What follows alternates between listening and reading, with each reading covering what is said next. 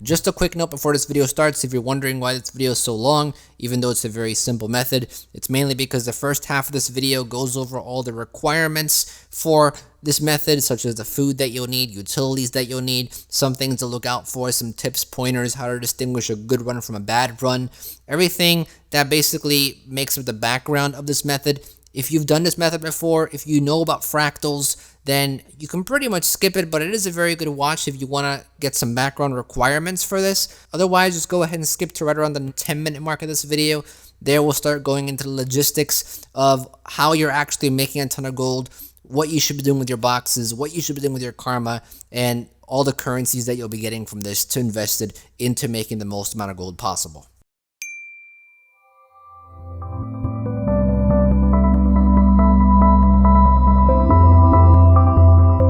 And hello YouTube, this is GSmaniamsmart here today on another brand new video for Gaming with GS, and today we're here on Guild Wars 2. I'm going to give you another easy gold trick in our 2.0 series.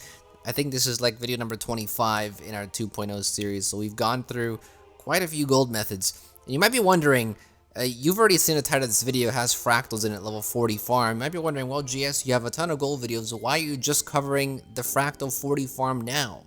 And to be honest with you, I've always felt like this fractal and this method is a bit boring. Sure, it is a fairly quick fractal, but I just don't like the way this method works. You're basically repeating the exact same thing over and over and over and over and over, and to me that's just a bit boring.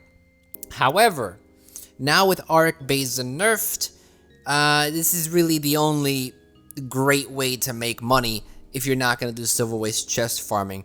Then this is probably one of the best way, if not the best way, excluding obviously trading post, manipulation and trading post, playing the trading post and stuff like that. If you know the trading post very well, you can make a ton more gold.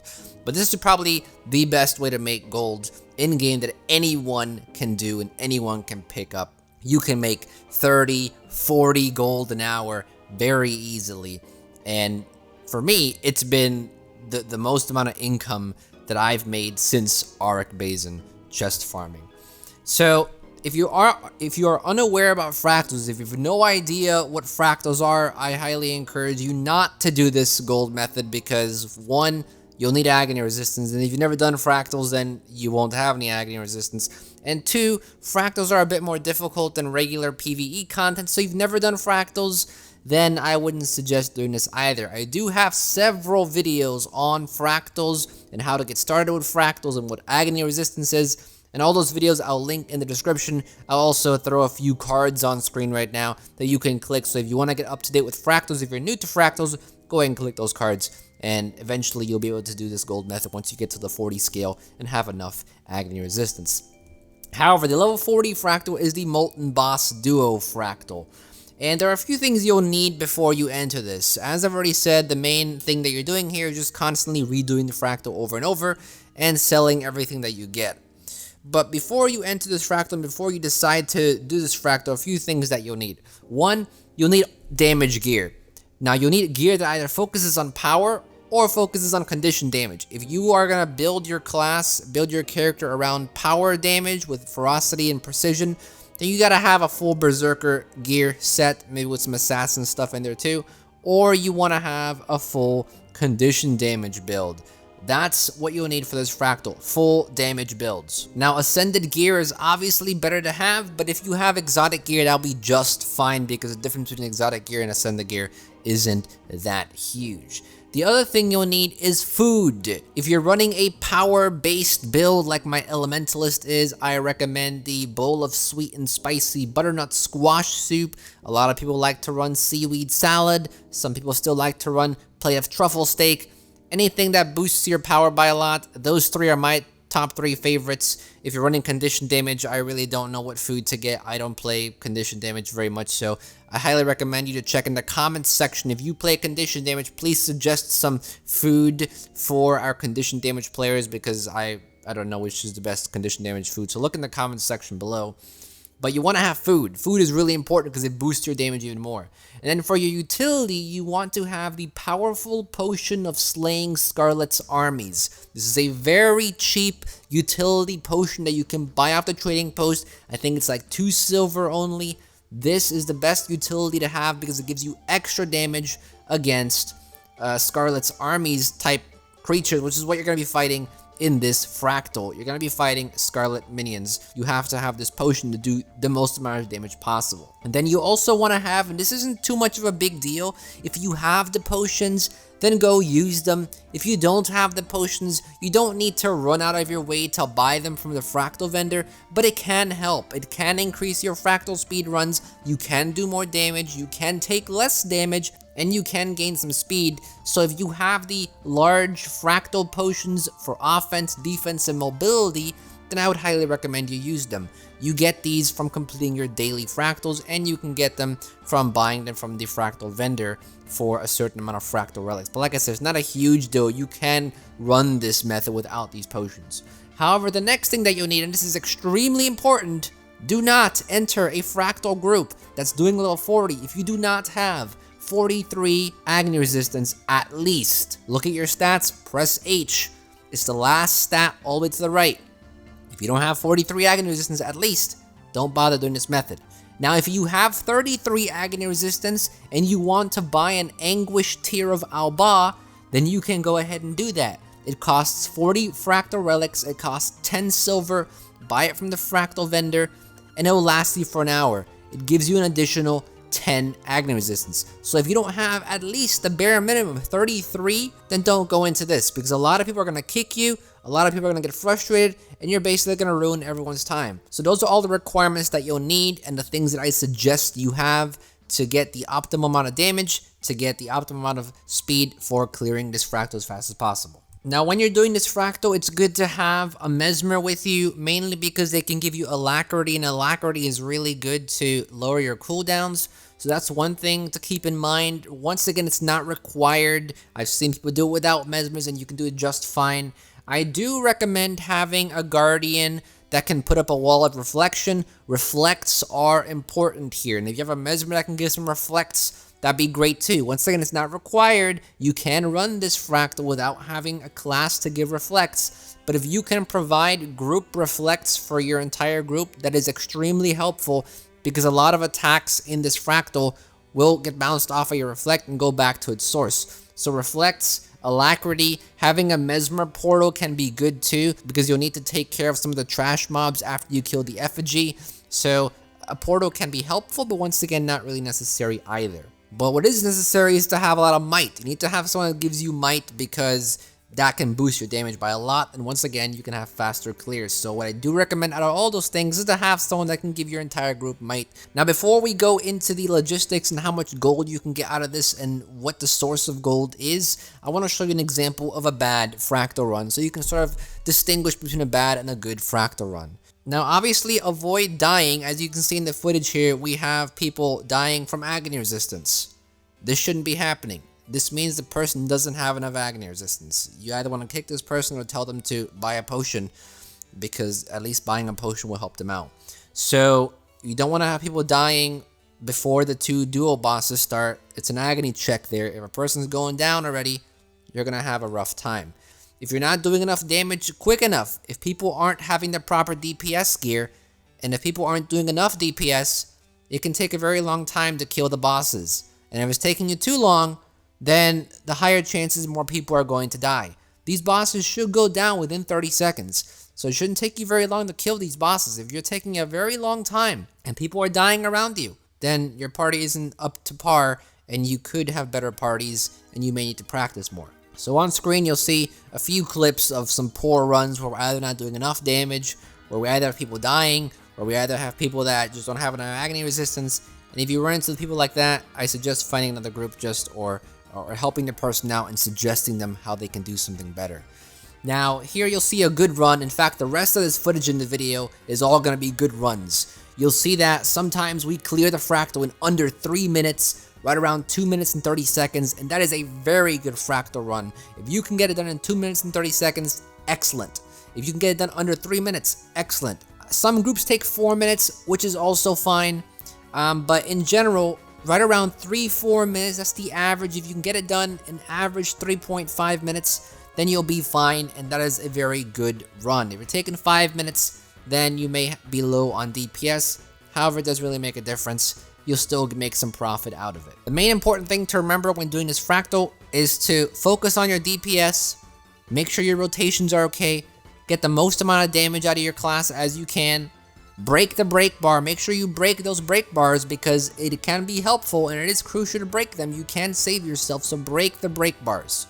Provide CC, and when you're doing the dual bosses, dodge out of the fire circles that are on the ground. They can do a lot of damage very quickly, and if you stay in them too long, you're going to die. So that's how to run the fractal. That's what you need. Those are some pointers. Now we're going to go over some of the logistics and the stats behind how you can make some gold. Now, when you complete these fractals, you will be getting fractal encryptions. These are the little green boxes that you can open with a key, or you can directly sell to a trading post. Every fractal run, you get 3 of these encryptions. You can sell them on the trading post. That's fine. You'll make profit. If you complete a fractal every 3 minutes, you can make a gold every 3 minutes, because selling 3 fractal encryptions, you sell up almost close to a gold. They sell for like 90 silvers, I think. So you can make very close to a gold if you sell your fractal encryptions. However, I highly recommend you to open your fractal encryptions. Even if you have to buy the keys at a discounted price, you will still make a profit. So I recommend you open all of your fractal encryptions and sell all the junk. Those junk items can sell for a lot, and they can pile up, and you can make a lot of gold. I made more gold opening my boxes than I made selling them to a trading post. The other thing you want to do is salvage everything and sell everything. Don't deposit anything into your bank. Now, obviously, if you're farming the fractal for ectoplasm, then deposit the ectoplasm in your bank if you really need ectoplasm. But if you're in this to make the most amount of gold only, if you're in this to make gold only, sell everything. Sell your ectoplasm, sell your wood, sell your leather, sell everything. You can make a good amount of gold there too. In fact, you'll probably make a little more gold in selling all the materials and salvaging than you will from selling the junk in your encryption. So it's important that you salvage everything and sell everything. Sometimes you may get some exotic weapons even, and those can sell for a lot too. So you can make a good amount of money just by selling the items you get as loot from the fractal. And lastly, you'll get about 2,000 karma every run. Now, why is karma so important? Well, because we have several karma videos. We have several gold guides on karma, and I'll go ahead and link them right now on screen that show you how to make gold off of karma. If you go on Guild Wars 2 Efficiency, which is a great website, and you go to the karma section, it'll show you there are several ways you can convert your karma into gold. If you do the beaded weapons, for example, you can make right around 36 silver or 37 silver per 1,000 karma. If you think about it, you have 2,000 karma, you can make 74 silvers for every fractal run that you do if you do the beaded weapons. If you do your karmic converter, if you do some mystic forge conversions, you'll make less, but it's still extra gold on top of the already profit that you're making from the boxes and from the loot and from salvaging and selling the ectoplasms and all of your materials. So don't forget about that karma. You can make money off of that karma. Another great way to invest your karma is into the Packed Scouts mapping materials. Costs 5,250 karma. You buy a bunch of those with your karma, and then 1 week where there's a really good map bonus reward, use all of them in that map and you can reap a ton of rewards also. Now, from my findings, I did this fractal run for 30 minutes. And be aware, this is my first time doing the fractal. I haven't done this farm ever because I've heard about it, I've seen people do it, but I always felt like it was kind of boring, so I never did it. So this is my first time doing a fractal run. I did 30 minutes of it. I made 6 gold from opening my fractal encryption boxes and selling the junk. I made 7 gold from selling all of my materials and ectoplasm. I did not sell my infusions. If I would have sold my infusions, I would have made 8 gold. And I made 4 gold from converting my karma to the sun beaded weapons.